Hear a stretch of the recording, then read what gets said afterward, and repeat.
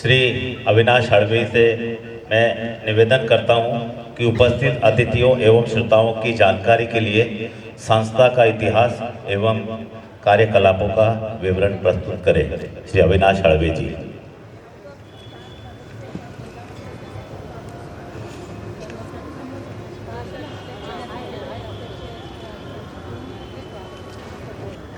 जय बजरंग।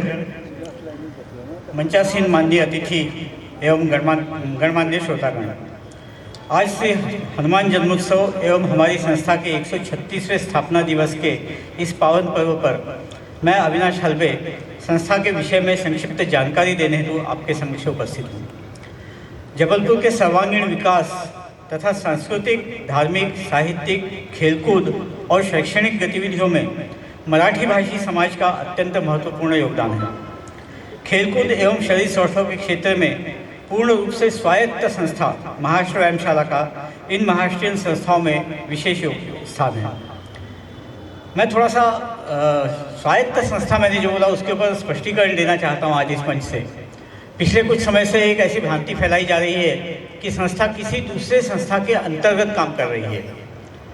वो भ्रांति मैं यहाँ से मिटाना चाहता हूँ। हमारी संस्था पूरी तरह से स्वायत्त है, किसी दूसरे संस्था के अधीन नहीं है।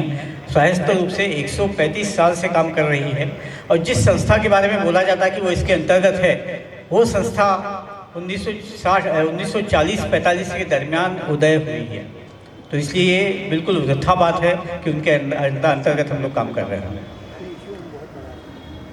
इस महान संस्था की स्थापना नगर के हर आयु वर्ग के नागरिकों में खेलकूद एवं शारीरिक शिक्षा का प्रसार करने के उद्देश्य से श्रीमान राजा साहब खेर जी ने वर्ष 1890 में चैत्र पूर्णिमा यानी हनुमान जयंती के पावन पर्व पर की।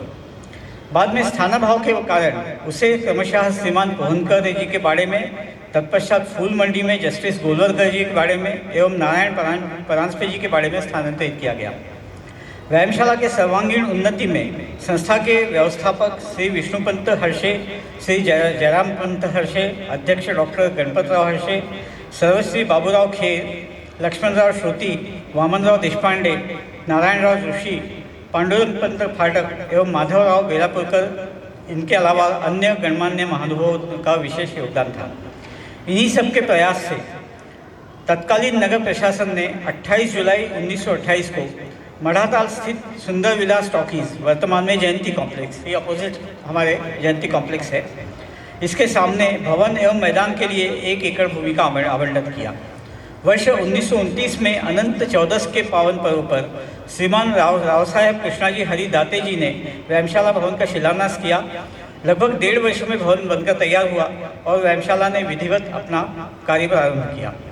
संस्था के व जोशी एवं दक्षिण दास जी ने संस्था में मलखम्ब, रोमन रिंग्स, शरीर सौष्ठव, वेट लिफ्टिंग, कुश्ती, सिंगल बार, डबल बार एवं प्रथमोपचार इत्यादि का विधिवत प्रशिक्षण देना आरंभ किया।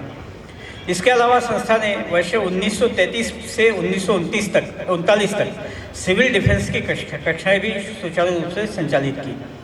1962 में चीन के विरुद्ध हुए युद्ध के दौरान नागरिकों को सिविल डिफेंस और प्रथमोपचार का भी संस्था ने प्रशिक्षण दिया।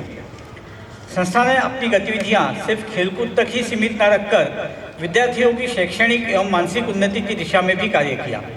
इस कार्य के लिए वर्ष 1960 में अभ्यास मंडल की स्थापना की गई एवं इसके माध्यम से शैक्षणिक, सांस्कृतिक एवं सामाजिक विषयों पर प्रशिक्षण, चर्चाएं, वाद विवाद आदि गतिविधियों का अपने सदस्यों एवं विद्यार्थियों की उन्नति के लिए नए आयाम विकसित किए।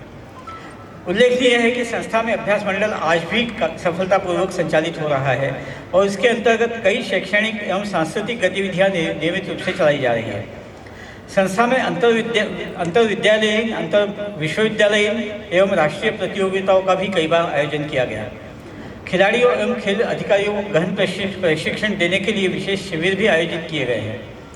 वर्ष 1970 के दशक में खेल सुविधाओं को उन्नत बनाने एवं उनमें आवश्यक विस्तार करने हेतु अर्थार्जन के उद्देश्य से संस्था ने अपने नए सुसज्जित भवन एवं व्यावसायिक दुकानों का निर्माण किया, जिससे संस्था में नियमित आय के स्रोत स्थापित हुए।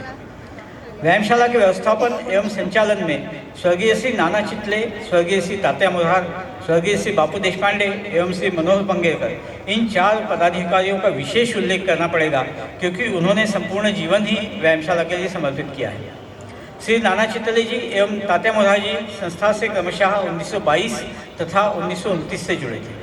उन्होंने अपने जीवन के अंतिम समय तक व्यायामशाला में अपनी निरंतर सेवा से अपनी पहचान कायम की। स्वर्गीय श्री बापू देशपांडे जी संस्था के वरिष्ठ प्रशिक्षक एवं राष्ट्रीय खो खो फेडरेशन के पदाधिकारी थे।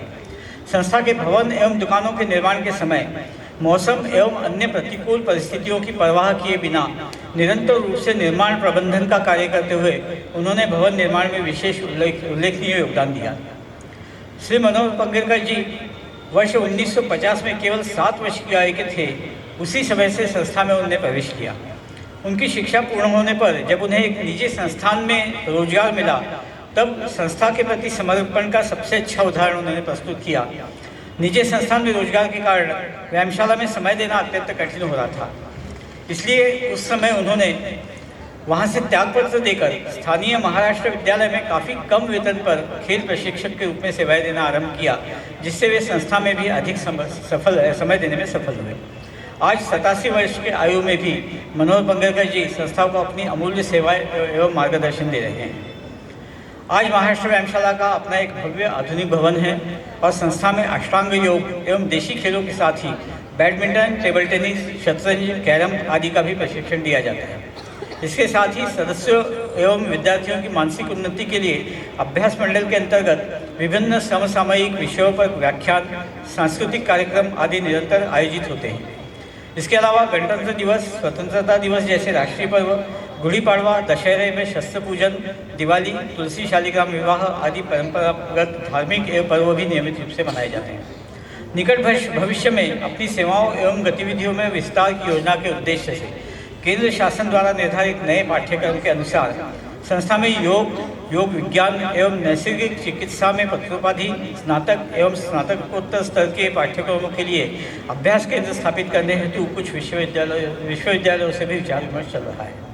धन्यवाद।